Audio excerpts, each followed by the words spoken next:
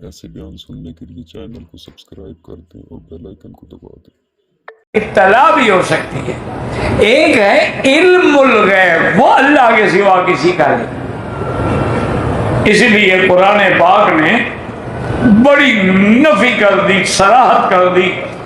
قُلْ لَا يَعْلَمُ مَنْ فِي السَّمَاوَاتِ وَالْأَرْضِ الْغَيْبَ إِلَّا اللَّهُ۔ میرے محبوب کہہ دو آسمان اور زمین میں کوئی بھی نہیں ہے جو غیب جانے،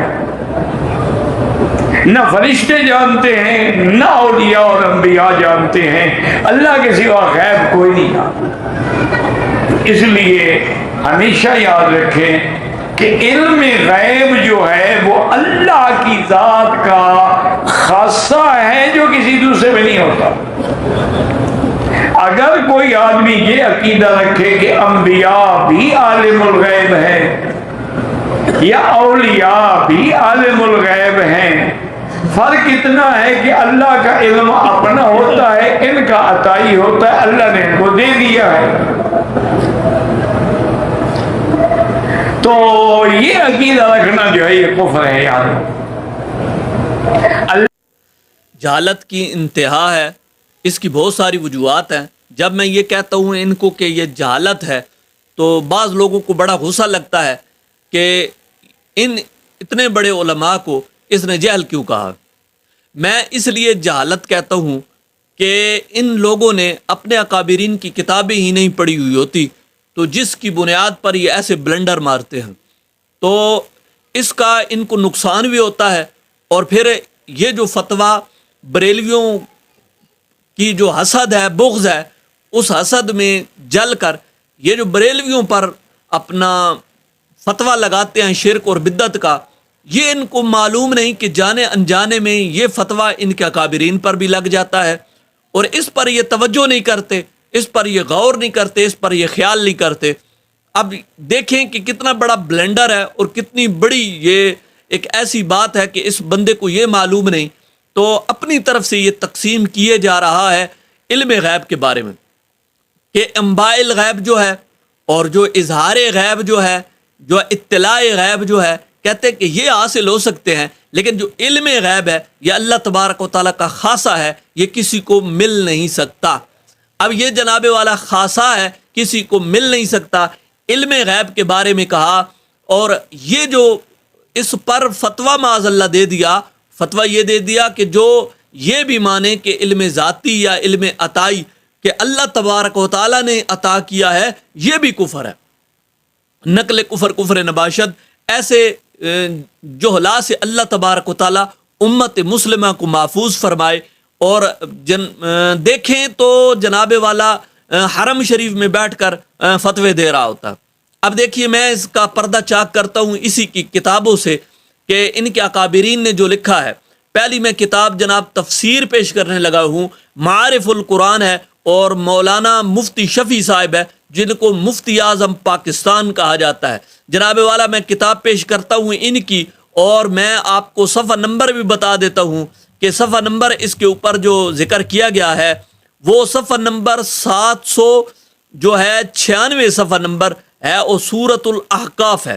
اور اس جلد نمبر جو ہے 5 ہے، اس میں آپ دیکھیے گا تو آپ ریڈ لائن میں آپ کو نظر آئے گا، ریڈ ڈبے میں، کہ رسول کریم صلی اللہ علیہ وآلہ وسلم کے علم غیب کے متعلق تقاضائے ادب۔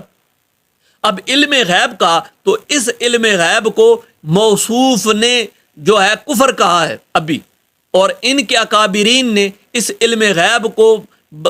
متعلق تقاضائے ادب عبارت لے کر آئے ہیں کہ جناب رسول کریم صلی اللہ علیہ وآلہ وسلم کے علم غیب کے متعلق تقاضائے ادب یہ ہے کہ یوں نہ کہا جائے کہ آپ غیب نہیں جانتے تھے، بلکہ یوں کہا جائے کہ اللہ تعالیٰ نے رسول اللہ صلی اللہ علیہ وسلم کو امور غیب کا بہت بڑا علم دیا تھا۔ اب دیکھو، امور غیب کا بہت بڑا علم دیا تھا، یہاں نہ انباء غیب ہے، نہ ہی جناب اظہار غیب ہے، نہ ہی اطلاع غیب ہے، بلکہ یہاں پر علم غیب کا ذکر کیا ہے جو انبیاء میں سے کسی دوسرے کو نہیں ملا۔ اب یہ دیکھیے، یہ ایک حوالہ ہے، تو اب موصوف جو ہے اس کو چاہیے کہ چلو بھر پانی میں ڈوب مرے، میں اس لیے یہ سخت الفاظ بیان کرتا ہوں کہ اب دیکھیں یہ کتنا بڑا جرم ہے، یہ کتنی بڑی جہالت ہے کہ موصوف کو یہ معلوم نہیں کہ ان کا یہ اپنا مفتی محمد شفیع یہ رگڑا گیا اس فتوے میں، کیونکہ انہوں نے وہی بات لکھی ہے جو بریلویوں کا عقیدہ ہے۔ اب میں دوسری تفسیر بھی پیش کر دیتا ہوں۔ ویسے تو قرآن پاک کی آیتوں سے بھی بیان کیا جا سکتا ہے، اور احادیث مبارکہ سے بیان کیا جا سکتا ہے، اور فتاوی جات سے بھی بیان کیا جا سکتا ہے۔ علم غیب پہ بہت دلائل ہے، لیکن وہ آپ نے تو ماننے ہی نہیں ہے نا۔ آپ نے اب یہ جو باتیں آپ کی کتب سے ظاہر کرتے ہیں، اس لیے کہ شاید کہ کوئی ایسا بندہ ہو وہ ان حوالوں کو دیکھے اور رائے راست پر آ جائے۔ میں دوسری تفسیر پیش کرتا ہوں، تفسیر عثمانی ہے، جناب شیخ الہند حضرت مولانا محمود الحسن صاحب انہوں نے اس تفسیر کو لکھا ہے، اور جناب والا اس پہ انہوں نے جس چیز کو کہا تھا عطائی کا بھی جو نفی کی تھی، کہ انہوں نے اس عطائی علم کے بارے میں کیا لکھا۔ اب جناب والا یہ سورہ مریم سے اوپر آپ کو نظر آ رہا ہے کہ اس آیت میں اشارہ کر دیا کہ نبی کا علم بھی متناہی اور عطائی ہے، حالانکہ اس نے عطائی کو کفر کہا تھا۔ علم خداوندی کی طرح ذاتی اور غیر متناہی نہیں ہوتا۔ ہم تو غیر متناہی اور ذاتی نبی کے لیے بالکل تسلیم نہیں کرتے، بلکہ یہ ہم اللہ تبارک و تعالیٰ کے لیے تسلیم کرتے ہیں۔ ہم نبی پاک صلی اللہ علیہ وسلم کے لیے جو علم مانتے ہیں وہ ہم عطائی مانتے ہیں۔ اب اس پر میں تیسرا حوالہ بھی جناب کے سامنے پیش کر دیتا ہوں تاکہ جناب کو کوئی تسلی آئے کہ امداد الفتاوی جو جناب حکیم الامت صاحب حضرت مولانا اشرف علی تھانوی صاحب نے یہ جو فتاوی ذکر کیا ہے، اس میں جناب والا بتاتا ہوں، اس نے چونکہ غیب کے دونوں معنوں کو کفر کہا تھا، اور موصوف کو یہ معلوم نہیں تھا کہ موصوف کے اس فتوے میں حکیم الامت صاحب بھی رگڑے جا رہے ہیں۔ اور اب دیکھیے جناب والا اسی میں جلد پنجم ہے، اور یہ امداد الفتاوی ہے، اور اس میں جناب والا جواب میں نیچے آپ دیکھیے گا تو آپ کو نظر آئے گا ریڈ ڈبے میں کہ غیب کے دو معنی ہے، ایک حقیقی ہے اور ایک اضافی ہے۔ اضافی مطلب عطائی ہے، وہ تو عطائی یعنی حقیقی وہ جس کے علم کا کوئی ذریعہ نہ ہو، یہ خاص ہے اللہ تبارک و تعالیٰ کے ساتھ۔ اب دیکھو جو خاصا تھا وہ اس کو الگ کہا، اس کو حقیقی اور ذاتی بنایا ہے، اور عبد کے لیے اس کا حصول محال شرعی و عقلی ہے۔ اور اضافی، اب اضافی میں جناب والا یہ خاصا نہیں ہے، اضافی وہ جو کسی ذریعے سے بعض کو معلوم کرا دیا جائے اور بعض کو پوشیدہ رکھا جاوے۔ جناب بات اگلی جو اس پر تبصرہ ہے وہ تو ایک الگ ہے،